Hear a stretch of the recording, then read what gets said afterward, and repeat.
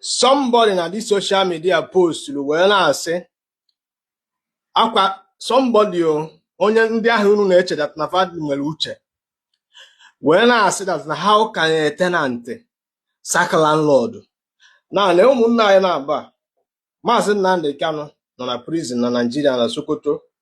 Chika Edoziem bụ onye anyị mabụ the leader of DOS ma tata ma echi enye ọdatin unu na-akọ bụ ogologo akọ ka unu na-akọ until na Nnamdi Kanu apụtara ọ na-ekwukwa ya na anụ na ọnyanwa na-ekwu ya anyị amara ka anyị si wee address that issue.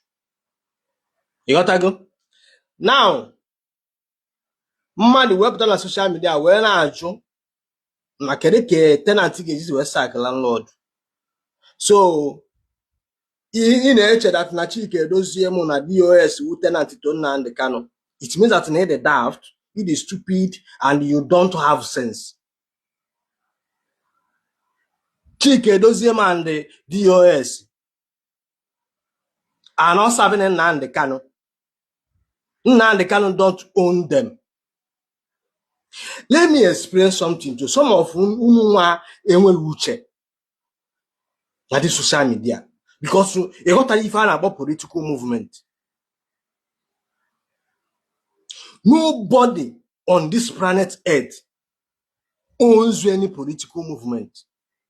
If you gonna have a co-founder, no one about the founder, no one about the idea, because no for share them mafia. Nnamdi Kanu would the co-founder of IPOB, and don't go founders nyanya hana hanoro before IPOB will be done. Also, some Nnamdi Kanu involved. I'm not here to equal them mother. The reason how you isolate you is best known to them. But nobody only IPOB got a fan amen. You know what I'm saying. Kai will go to second man on Nnamdi Kanu well mark to soon at the earlier founder butcher for. Today, mother potona said that na kedeke tenant. Who is tenant? In Ayala. Some of whom share the kuno mao. Now, Chika Edoziem be tenant to Nnamdi Kanu. It means that it is very stupid by saying uttering that such word.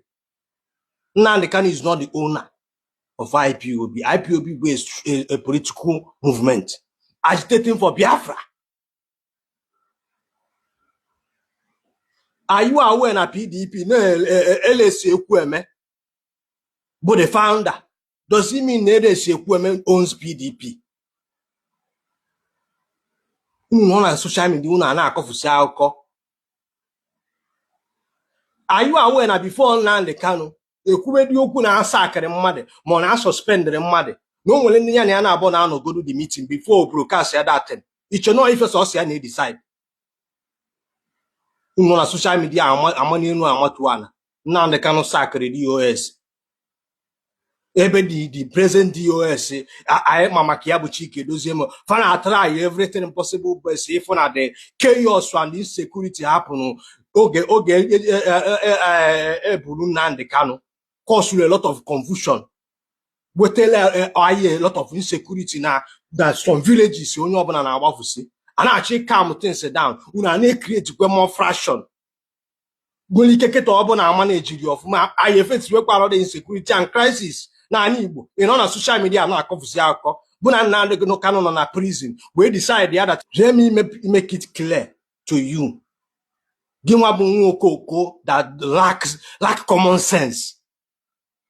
Nnamdi Kanu is part of people that build IPOB. He's a co-founder. But is he the owner of IPOB? The answer is no. So you stop using the word na kedeke tenant gesi we sack landlord. Nnamdi Kanu is not a landlord of IPOB. Chika Edoziem and the DOS are not serving Nnamdi Kanu. Do you understand? Who is financing Nnamdi Kanu? If I may ask you, who is financing IPOB? If not individual collective. Eh? No put on the social media na akogoli. Open Nnamdi Kanu borrow God, no problem. But a human being can make a mistake. If you make a mistake, somebody like me will question it. That is why I want to put my wound. There are some things I agree with. There are some things I also disagree with. And if I have my opinion, I'm not a fantasist. If I'm supporting somebody, and I like it, and I do. Do you understand? Nnamdi Kanu get an attack the US in Orianonia. The answer is no. When I gonna ban up here on and I look at if IPOB in a message, I'll arrest. Court judgment in no with the logo, I'm again on Nnamdi Kanu, can with the all blood the same DOS be a champion if any now. If you were much away with the confusion and disagreement, men are sacred some lawyers in represent here. And the secondly, what do you want them to do? You know, put at Kedifa family. Chika Edoziem is not a free man.